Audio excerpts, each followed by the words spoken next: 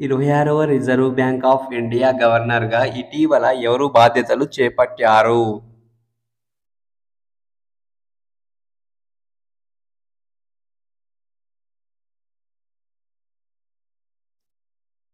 సంజయ్ మల్హోత్రా. హర్మిత్ థిలాన్ ఇటీవల ఏ దేశానికి పౌర హక్కుల సహాయ అటార్నీ జనరల్గా నియమితులయ్యారు?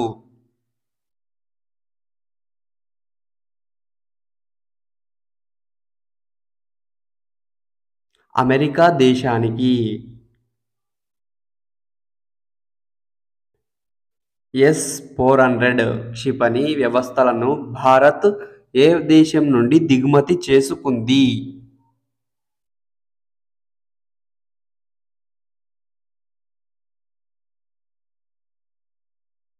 రష్యా దేశం నుండి దిగుమతి చేసుకుంది.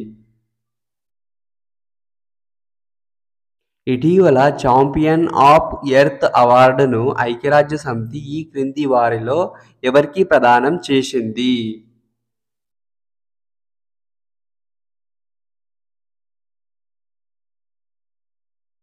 జీవావరణవేత్త గాడ్గిల్.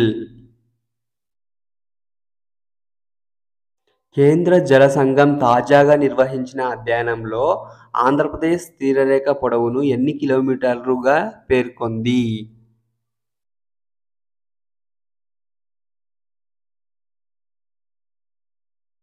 1027.58 కిలోమీటర్లుగా.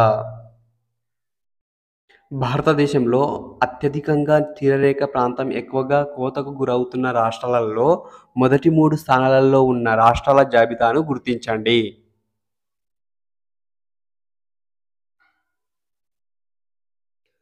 పశ్చిమ బెంగాల్, ఒడిశా, కేరళ. 2011 జనాభా లెక్కల ప్రకారం దేశ జనాభాలో ఎంత శాతం తీర ప్రాంతాల్లో నివసిస్తున్నారు?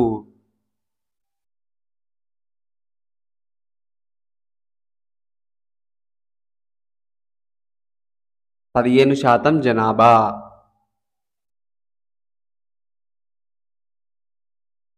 ప్రధానమంత్రి జాతీయ డయాలసిస్ కార్యక్రమాన్ని కేంద్రం ఎప్పుడు ప్రారంభించింది?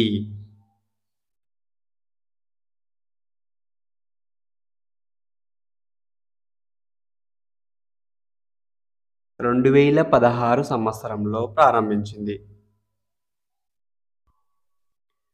డ్యూలింగో లాంగ్వేజ్ నివేదిక 2024 ప్రకారం ప్రపంచంలో అత్యధికులు అభ్యసిస్తున్న భాష ఏది?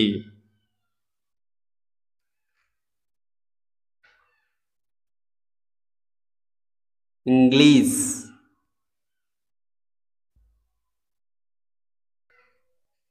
పర్యావరణంలో హానికరమైన మీథేన్, కార్బన్ డయాక్సైడ్ను శుద్ధమైన జీవ ఇంధనాలుగా మార్చే వినూత్న ప్రక్రియను ఇటీవల ఏ ఐఐటి పరిశోధకులు అభివృద్ధి చేశారు?